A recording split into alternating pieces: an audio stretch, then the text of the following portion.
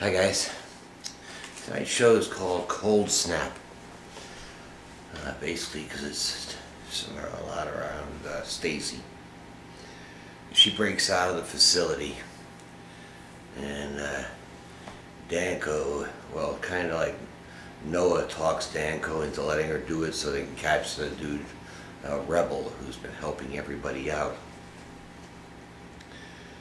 And she gets away with Rebel's help, and she takes with her Matt and Daphne and Sharish, and they take Daphne to a hospital to get her bullet wound fixed up. And Matt controls the doctor's head when he says, well, we've got to report this to the authorities, a gunshot wound.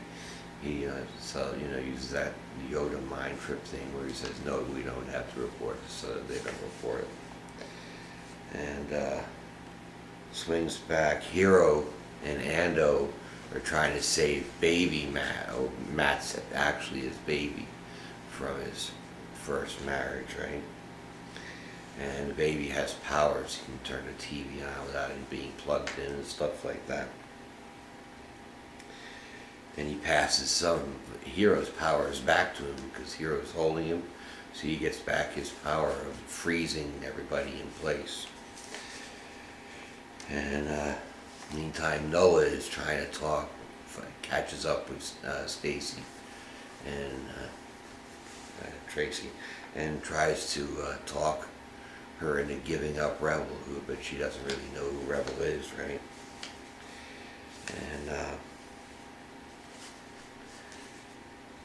Tracy's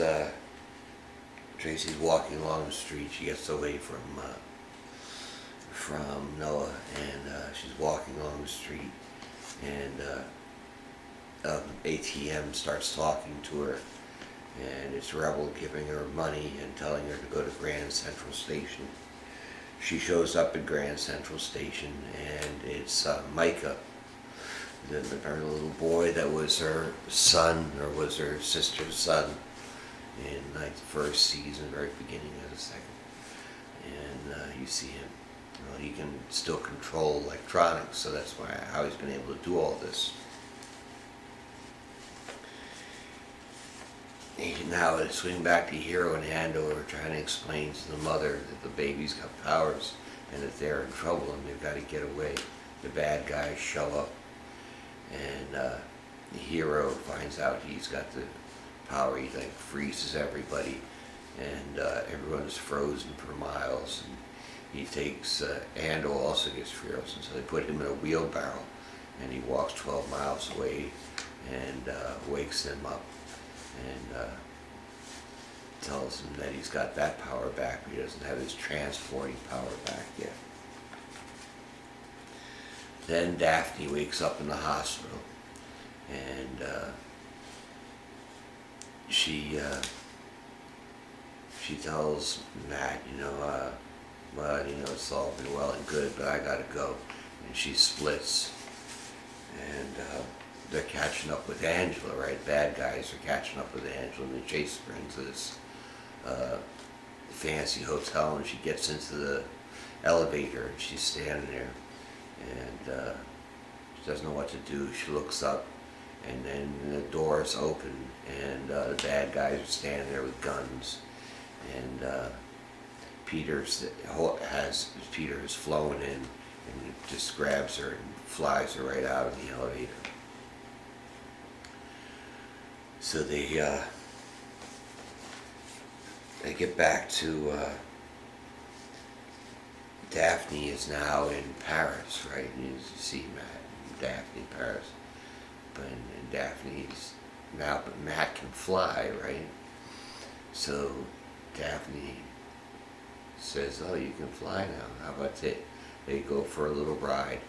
And that's when Daphne says to her, we're not really flying. I'm just inside your head, and we're inside the hospital, and you're trying to give me a happy ending to my fairy tale, fairy tale ending to my to what's actually happened to me.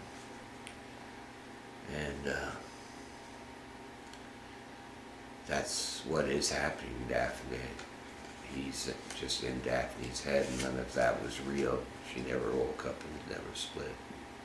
She passes away there in the bed. And it ends with Peter and Angela up in the crown of the Statue of Liberty,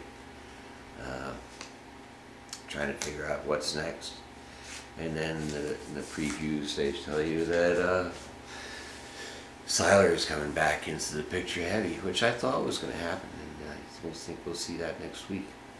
I would thank you all for your participation. Sorry, Mo.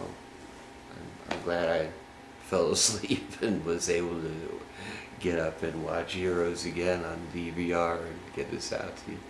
Thank you for your participation. I'll catch you back on to night. I'm going to bed.